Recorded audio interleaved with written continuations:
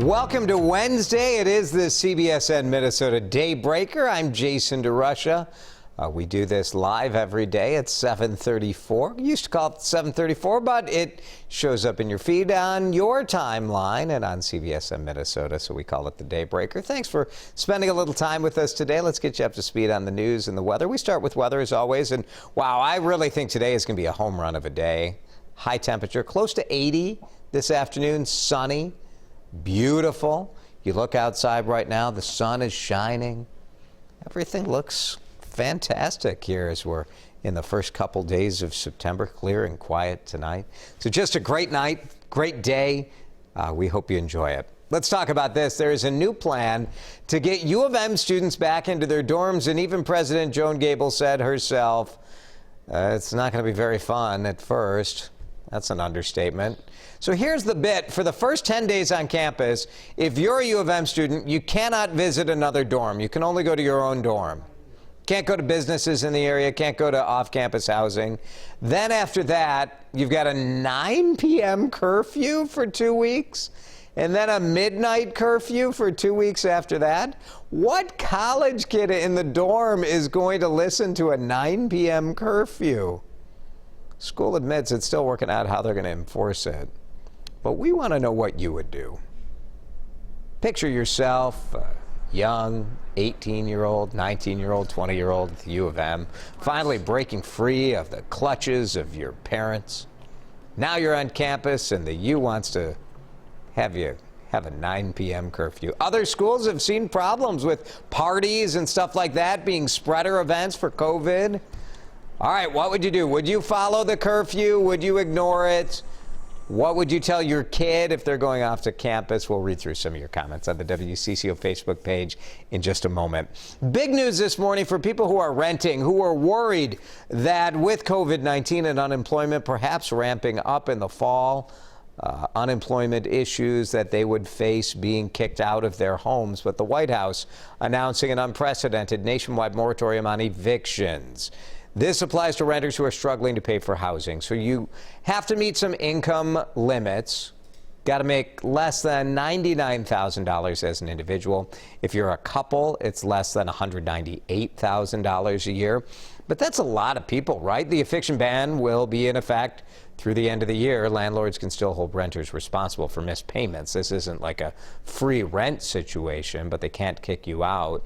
The order comes from the CDC. It's intended to help prevent the spread of COVID-19.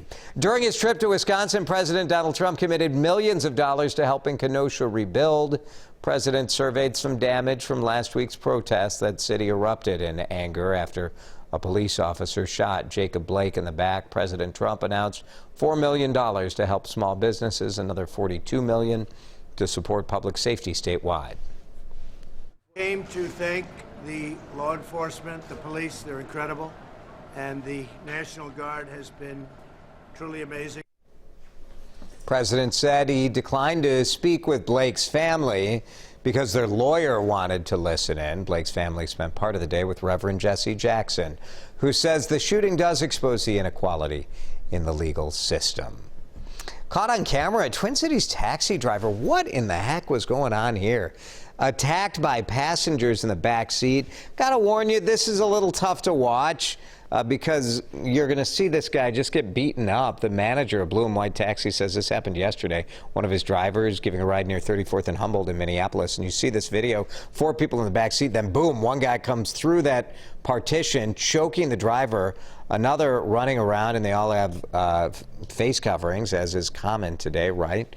2 others around the driver's door. The other tries to grab the camera. No luck there. But the driver, it looks like he steps on the gas, and that gets some of the passengers to make a run for it, except one comes back, and look, he's just smacking that driver in the face again. The company's manager says they're sharing this video because this is the 3rd time a driver has been attacked in the last week. Just absolutely horrifying and unacceptable there for sure. An emergency doctor from Mayo Clinic sharing his COVID-19 story. You know, you think you go into strict quarantine, you're a doctor, and this guy still caught the virus from his daughter. The important lesson there was that, you know, our strict adherence to quarantine, while it didn't prevent it from transmitting within the house, to me, although my wife never developed COVID despite 2 household members. What it did was no one else at work or in the community was exposed. Dr. Goyle stressing the importance of having a COVID-19 plan, place you do need to quarantine. You know, how you're going to get food, which room are you going to stay in, all of that. Says his family spent more than 3 weeks at home. Dr. Goyle says having that plan even more important now as kids head back to school. Like everything this year, there's going to be some changes to Halloween celebrations. I think parents are going to have some tough decisions to make. Anoka had some tough decisions too. We know Anoka is the Halloween capital of the world. Their parade is just epic, huge crowds, so many bands. This year is the 100th festival.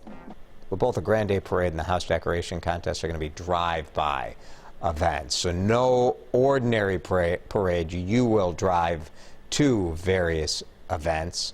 Kids Parade and Bingo will be held online. Other big events like outdoor movies, scavenger hunt, it'll all be reworked to allow for social distancing. Love this by Red Wing Shoes. They made this announcement in a full-page ad in the Star Tribune yesterday, hoping to help get people back to work. Red Wing has decided on Labor Day, instead of having a big sale on boots, it's going to convert its more than 500 stores all around the country into job centers. It's Labor Day. Let's help people get back to work, right? And the company hoping to connect millions of unemployed Americans with open positions, some at Red Wing Shoes, some in those stores, but also they're hoping to involve other companies. They're going to turn its customer service line into a job search hotline. This one hurts. A Minneapolis restaurant that I love. It's got a great patio. It's had tremendous success, been very busy, rival to Manny's as far as kind of a big money spot where people come for that special night on the town or before a sporting event. Butcher and the Boar announced it is closing for good. I told the employees and the ownership investors on Monday and then announced to the rest of the world yesterday. The owner told me a bunch of factors at play. COVID cut their business just to a fraction. All their event business gone. Dine-in, patio. Even with a patio, they said they're at 30% business. But Butcher and the Boar has had struggles even prior to COVID. They opened another restaurant in South Carolina, and the capital involved in that may have put some of their local restaurants at risk. They also own Four Bells, and that restaurant went under earlier this year. Bummer to hear that about Butcher and the Boar. Turns out iPhone users, if you're an iPhone user, as I am, you may be luckier in love. You know why? Because you're so good looking and you're super smart, creative. I'm sorry, just lost myself there. A study from Compare My Mobile. And Compare My Mobile, by the way, that is the first place I go when I'm looking for quality research information. They found singles who own Apple products were 76% more likely to land a match on a dating app. Android distant second. Worst phone for online dating, BlackBerry. Using a BlackBerry, once people found out you had a BlackBerry, it actually negatively impacted person's chances of love by 74%. I love this B-roll we're showing. This is an iPhone 4 that someone's holding. I think, I don't know if that would help your cause. If you have an iPhone 6, I don't know. Is this a question people are asking on online dating portals? Is this something you fill out on the form? Phone? Which specific iPhone? Which item do you have? I'm a BlackBerry user. Do people put it? I don't know. The whole thing's funny to me. But, congrats if you're an Apple user looking for love. Let's get back to our talker. We're going to, speaking of looking for love, this is the primary problem with this college scenario. Oh, yeah. Okay. Don't you think? I thought you were going to say I am.